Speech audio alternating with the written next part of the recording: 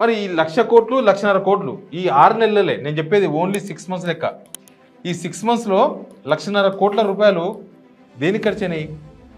వీళ్ళు పాత గవర్నమెంట్ ఇస్తున్న 2,000 రూపాయల పెన్షనే ఇస్తున్నారు, కొత్త పెన్షన్ ఏం లేదు. పాత గవర్నమెంట్ ఇచ్చిన స్కీమే అది, ఈ గవర్నమెంట్ ఇచ్చిన కొత్తగా ఇచ్చింది ఏం లేదు, మెయింటెనెన్స్ ఏం లేదు. ప్లస్ వీళ్ళు ఏమైనా కొత్తగా ఎవరికైనా పెన్షన్ ఇచ్చిండ్రా? కొత్తగా ఎవరైనా పెన్షన్, ఇప్పుడు ఏజ్ అనేది ఎవ్రీ టైం, ఇప్పుడు 61 ఇయర్స్ అనుకో వీళ్ళ లెక్కన, 57 ఇయర్స్కు మనకు పెన్షన్ వస్తుంటుంది. ఎవ్రీ డే 57 ఇయర్స్ దాకా మారుతున్న వాళ్ళు ఉంటారు. ఎవ్రీ డే వాళ్ళ డేట్ ఆఫ్ బర్త్ని బట్టి 57 ఇయర్స్ దాటి 58 ఎవ్రీ డే మారుతుంటారు వాళ్ళు. మరి ఈ 2 సంవత్సరాల్లో ఎంతమంది ఎలిజిబిలిటీ వచ్చి ఉంటుంది? పోయిన గవర్నమెంట్లో ఎంతమంది ఎలిజిబిలిటీ వచ్చి కూడా ఇంకా స్కీమ్ రానోళ్ళు ఉంటారు? వాళ్ళు వీళ్ళు కలిపి వీళ్ళు ఎంతమంది లక్షల మంది ఉంటారు. ఇప్పటిదాకా ఒక్కరికి కూడా కొత్త పెన్షన్ 2,000 రూపాయల పెన్షనే కొత్తదంటే, వీళ్ళు ఇచ్చే 4,000 రూపాయల పెన్షన్ ఎవరు రాలేదు. కనీసం 2,000 రూపాయల పెన్షన్ కూడా అర్హులు ఎవరు అని లెక్క కూడా తీస్తలేదు. నాకు ఒక రైతు ఫోన్ చేసిండు, మొన్న వానలు వచ్చినాయి కదా ఇక్కడ మన ఎల్లారెడ్డి, కామారెడ్డి, నిర్మల్ ఇవన్నీ ఫుల్ వరదలు వచ్చినాయి మొత్తం.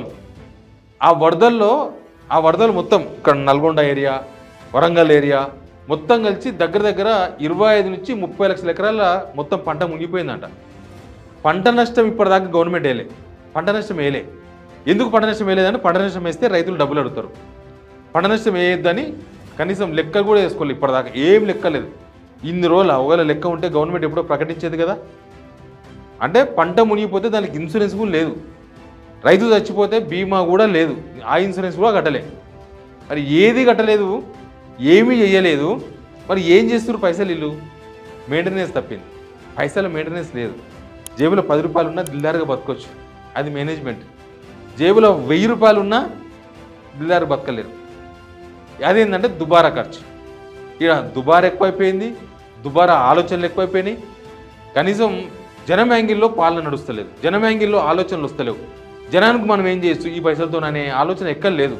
ఎంతసేపటికి అప్పు తెద్దామా, జీతం ఇద్దామా, అప్పు తెద్దామా, ఇంకెవరికి ఇద్దామా, అప్పు తెద్దామా, కాంట్రాక్టర్లకి ఇచ్చి కమిషన్ తొప్పుదామా, అప్పు తెద్దామా, ఇంకేదో ఒక కొత్త ప్రాజెక్ట్ అని స్టార్ట్ చేసి అక్కడ ఏమైనా వస్తాయా మనకు, దాని మీద కాన్సన్ట్రేషన్ ఉంది.